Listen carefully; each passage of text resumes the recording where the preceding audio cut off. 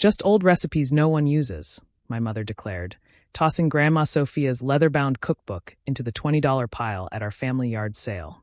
We need the space, and honestly, who has time for made-from-scratch anything anymore? I watched from my car across the street, fingers white-knuckling the steering wheel, as a stranger bought the book that held 3 generations of our family's culinary DNA. The same recipes that had already been filmed, tested, and produced into 13 episodes of Lost Kitchens of America, premiering next month on the Food Network. The yard sale was my mother's idea, of course. Everything was always her idea. Clear out Grandma's house, divide the valuables, donate the junk.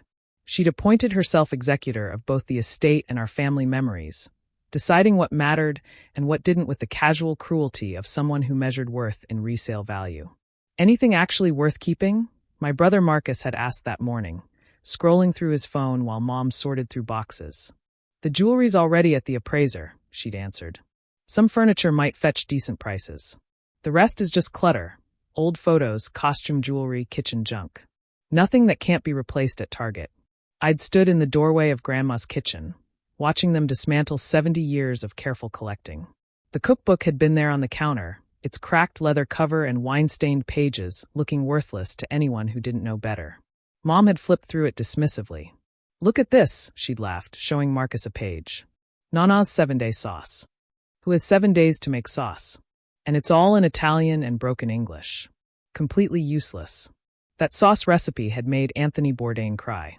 But I'd kept my mouth shut, just like I'd been keeping it shut for the past year, while secretly working with Grandma to document every recipe, every story, every technique before her dementia stole them away. She'd known what was coming, the confusion, the forgetting. But in her clear moments, she'd insisted. "These recipes, they're not just food, Rosaria. They're maps home."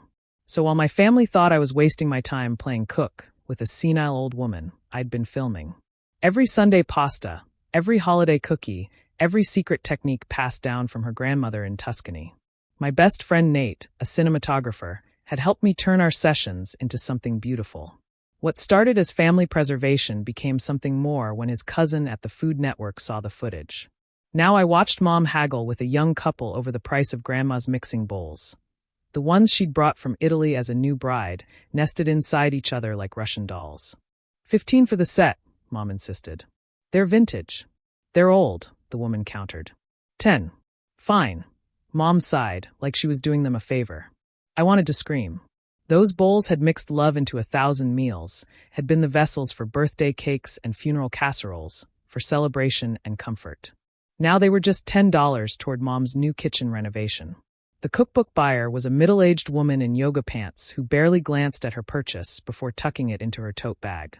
I memorized her face, already planning how to track her down, how to buy it back without revealing why I needed it. "Rosie." My sister Diana waved from the driveway. "Come help. We're almost done." I couldn't. I just couldn't. I started my car and drove away, leaving them to their liquidation of memories. That night, Mom called. "You missed all the fun. We made almost $2,000. I'm putting it toward the new backsplash. That marble tile I showed you." "Great," I managed. "Oh, and that cookbook you were always looking at with Grandma? Someone bought it. Good riddance." Thing was falling apart anyway. "Yeah," I said. "Good riddance." She didn't catch the sarcasm. She never did. 3 weeks before the show premiere, I got a call from my producer, Melanie. "Small problem," she said. "Legal wants physical documentation for all the recipes. The film sessions are great, but they need written proof these are actually your family recipes, not something we found online." My stomach dropped. The cookbook. What cookbook? I'd never told them about the original book. In all our filming, I'd worked from memory and the notes I'd taken, assuming I'd always have access to the source. There's a family cookbook. It has all the original recipes in my great-grandmother's handwriting. Perfect. Bring it in tomorrow. I'll work on it. I spent the next 3 days hunting for the yard sale buyer. I posted in local Facebook groups, visited every used bookstore in a 50-mile radius, even drove through neighborhoods looking for the car I'd seen her get into. Nothing. Finally, desperately, I called my sister. "Diana, that cookbook Mom sold. Do you remember who bought it? The old recipe book?" "Some woman." "Why?" "I need it back. It's important." She laughed. "Rosie, you can find all those recipes online now. Just Google Italian grandmother sauce or whatever. It's not the same. Honestly, you're just like Grandma, holding on to old junk for no reason. Mom's right. Sometimes you just need to let go and modernize. I hung up on her. 2 days before I had to prove ownership of the recipes, I found her. The yoga pants woman, Carol, according to the barista, at a coffee shop in Westbrook. The cookbook was right there on her table, being used as a coaster for her latte. "Excuse me," I said, my heart hammering. "That cookbook, I think you bought it at a yard sale recently?" She looked up, annoyed. "Yeah. So, I'm interested in buying it back. It has sentimental value." "Oh." Her face lit up with the particular gleam of someone who smells profit. "Sentimental value? Well, I've grown quite attached to it myself. Such charming old recipes. I was thinking of framing some pages for my kitchen. Cutting up Grandma's cookbook for wall art. I felt physically ill." "How much?" I asked. "Well, I paid $20 for it, but with sentimental value. I'd say $200 seems fair." I paid it. I would have paid $2,000. $2 million. She had no idea what she was holding. The next day, I spread the cookbook on the conference table at the Food Network offices. Melanie and the legal team gathered around as I turned the fragile pages. "This is incredible," Melanie breathed. "The annotations, the history, this isn't just a cookbook. It's an heirloom. My great-grandmother started it in 1923, I explained. Each generation added to it. See, this is my grandmother's mother's handwriting. This is my grandmother's. These notes in the margins are conversations across time. The head of legal was taking photos. This is exactly what we need. With your filmed sessions and this documentation, you have ironclad ownership. No one can claim these recipes aren't yours." "Good," I said, "because my family doesn't even know I have them." Melanie raised an eyebrow. "They don't know about the show? They think cooking from scratch is pointless. They sold this cookbook for $20 because it was taking up space." "Wait till they see the billboards," someone muttered. The night Lost Kitchens of America premiered, I hosted a viewing party at my apartment. Nate was there, along with the crew who'd helped film the initial sessions and a few friends from culinary school. We'd made Grandma's 7-day sauce. The whole place smelled like her kitchen. My phone started buzzing halfway through the episode. "Mom. Rosie, someone just told me you're on TV?" "Diana. Is that our kitchen?